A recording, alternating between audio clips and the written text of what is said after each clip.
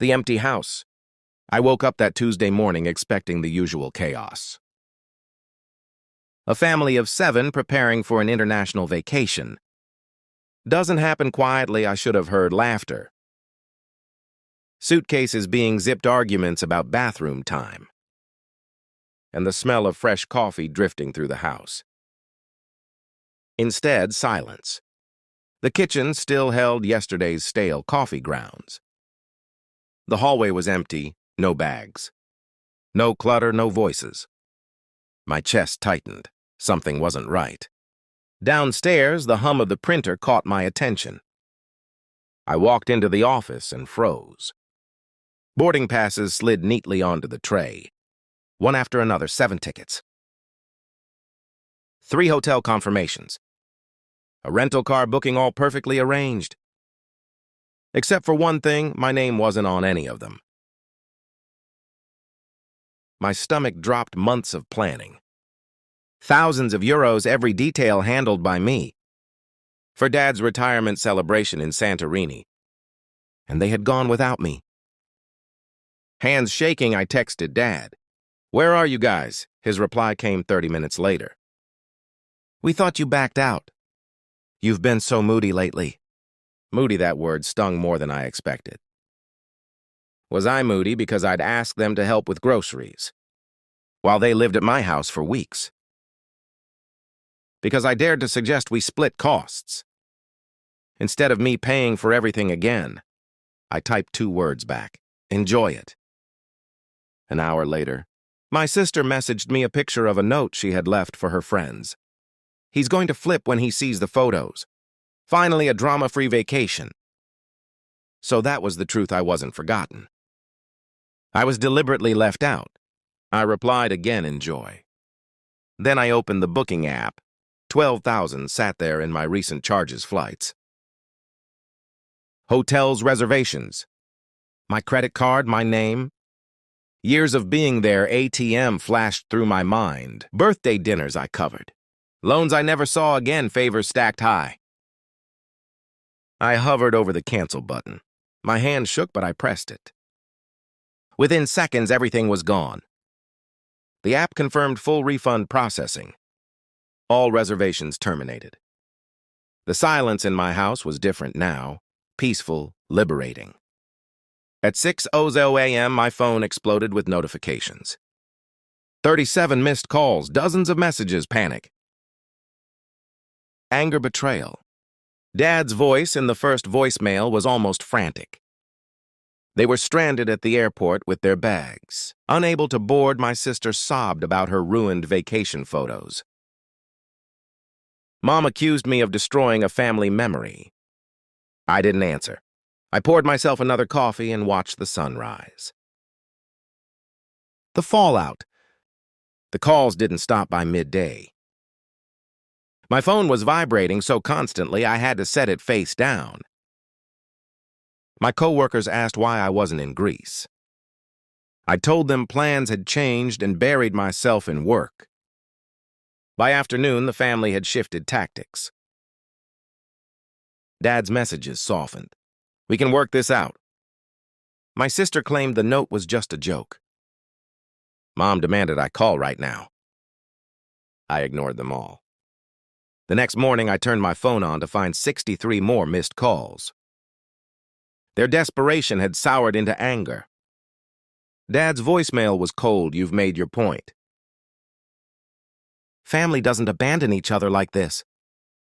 My sister cried that her friends were asking for trip photos. And she was humiliated. Mom spat venom. "Your father worked 35 years for this retirement. And you're ruining it over nothing. Over nothing that was their version of events." Days later, Dad showed up at my door. He looked exhausted. Airport hotels and missed flights had aged him. He sat at my kitchen table, insisting this was an overreaction. He admitted they should have checked if I was coming, but claimed I had grown distant. When I reminded him I'd only asked for help with groceries and bills, while they lived in my house, he said it felt transactional. I asked him when the last time was that someone else paid for Sunday dinner. He didn't answer. Dad finally suggested they could pay me back overtime, that I could rebook the trip. I told him the money wasn't the point anymore. For the first time in years, I didn't rush to fix things. He left without another word. My sister twisted the story, telling anyone who would listen that I had sabotaged the family vacation. My brother reached out more carefully, asking to meet over coffee. He admitted leaving me out was wrong, but his solution was that I should apologize for canceling the trip, and they would apologize for the mix-up. Mix-up, that was the word now. I asked if he thought it was a mix-up when my sister bragged about a drama-free vacation without me. He didn't answer. He just reminded me that I was the only one who could fix it.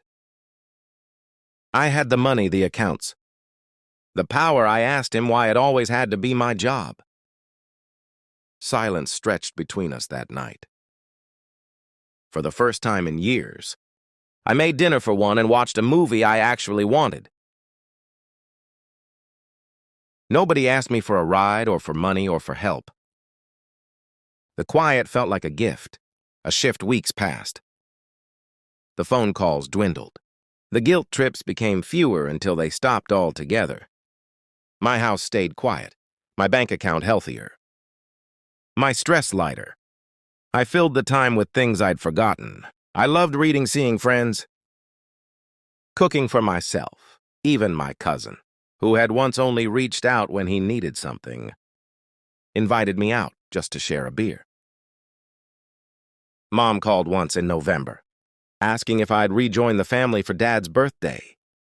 I asked her if they missed me or if they missed what I provided. She went silent by Christmas. They celebrated without me, cramped into my sister's tiny apartment. The photos online looked awkward, unhappy. Meanwhile, I spent the holiday with friends who truly wanted me there. It was the best Christmas I'd had in years. 6 months after the airport disaster, Dad finally called again. His voice was smaller this time. Stripped of anger, he admitted something I never expected. They had tried to plan another trip without me, but no one wanted to coordinate. The group chat had fallen apart over money, dates and logistics in the end. They gave up? He told me it made him realize how much I had carried all those years. Then haltingly, he said he was trying to apologize. Though he wasn't sure how, he asked if there was a way forward. I told him maybe, but only if they admitted the truth. I wasn't forgotten, I was excluded. For once, Dad didn't argue. He simply said, "That's fair." It wasn't forgiveness, not yet. But it was the first real conversation we'd had in 20 years. That night, sitting alone in my quiet house, I realized something had shifted inside me.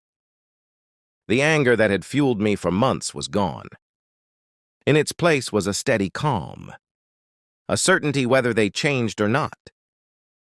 I would be fine either way.